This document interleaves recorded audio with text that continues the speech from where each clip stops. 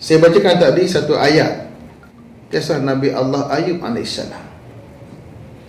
yang diuji oleh Allah dengan derita yang panjang. Wa ayyuba iznada rabbahu nidaan khafiyya, ada ayat lain sebut.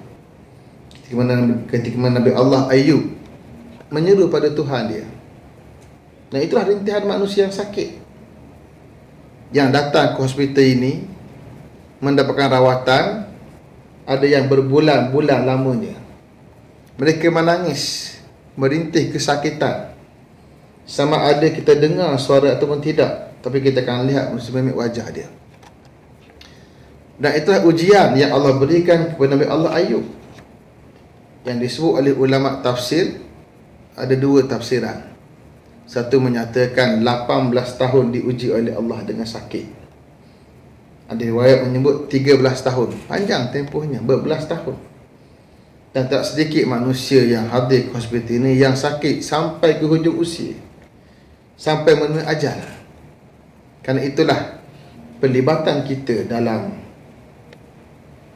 pekerjaan seumpama ini sangat kita yakin diberikan paling panjang oleh Allah Ta'ala.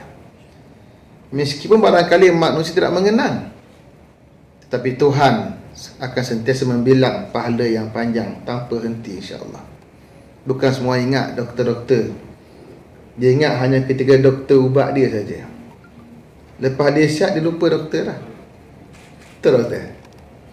Sakit dia ingat, dia sihat, dia lupa dah. Itu manusia. Tapi apa pun kita bekerja bukan untuk puja manusia, kita bekerja untuk Allah berikan pahala kepada kita. Dan rupanya bukan hanya untuk COVID. Mendengar perbentangan yang bagi Datuk tadi, baru kita sedar bahawa memang hospital-hospital sangat memerlukan. Artinya 20 unit yang disediakan oleh MP masih belum cukup. Kerana itu saya ingin mengajak rakyat Malaysia keseluruhannya. Bukan hanya kita berfikir tentang wakaf membina masjid dan juga surau, wakaf untuk Quran dan mushaf, tapi yang penting juga wakaf kesihatan, mewakafkan duit dan harta benda untuk menyediakan kelengkapan kesihatan seperti ventilator tadi. Itu yang sangat urgent dan panjang pahalanya. Seperti mana kata Nabi SAW, 3 amalan manusia terputus amal mereka 3 bila mati. Iza mata banu Adam inqata amalu illa min salas. Mati anak Adam, terputus semua amalan kecuali 3 perkara. Salah satunya sadaqatun jariyah, sedekah yang panjang, yang berlalu pahala begitu panjang. Itulah antaranya wakaf melibatkan kesihatan. Di peringkat MPOA, hari ini kita hantar ke sini 1 unit ventilator. Sebelumnya kita telah hantar ke hospital Kuala Lumpur pada 10 April 2020. Kita hantar ke Hospital Serdang 26 Mac 2020 dan Hospital Selayang 4 Ogos 2020. Ini yang kita hantar. Dan hari ini kita hantar ke sini, insya-Allah kita akan hantar ke tempat yang lain.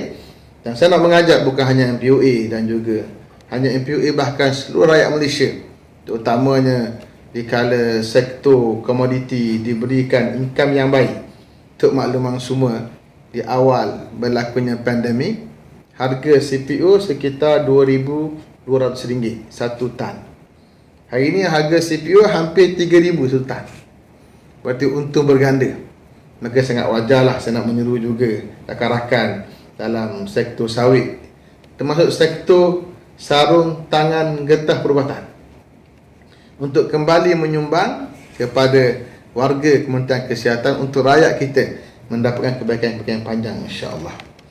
Dan kami di peringkat kementerian insya-Allah sentiasa bersedia menggunakan pakai tagline kerajaan semasa, Malaysia prihatin, menggambarkan prihatin pada semua orang. Seperti mana kata Nabi SAW, ma'amana nabi man bata syaba'ana wa jaru ja'i wa huwa ya'lamu bih. Tak beriman denganku, kata Nabi SAW, seorang yang tidur dalam keadaan kenyang sedangkan jirannya lapar, sedangkan dia tahu apa yang berlaku pada jirannya. Itu menggambarkan keprihatinan kita semua.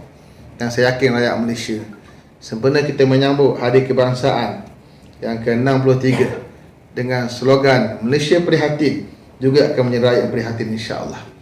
Dan sekali lagi saya ucapkan terima kasih pada pihak hospital dan juga warga kementerian yang sudi menerima sumbangan kami, dan insya-Allah luahan hati Datuk Dr. Hajah tadi akan saya bawa naik ke tempat lebih tinggi lagi untuk kita bantu sekurang-kurang menusuk konsep wakaf insya-Allah. Saya berbincang dengan hospital Sedang dalam 3 hari yang lalu untuk saya gerakkan projek wakaf untuk satu mesin melibatkan jantung dengan nilai hampir 700,000. InsyaAllah itu komitmen saya di peringkat kementerian untuk bantu, dan jika perlu lagi kita akan bantu juga hospital Hospital Raja Zainal ini insyaAllah.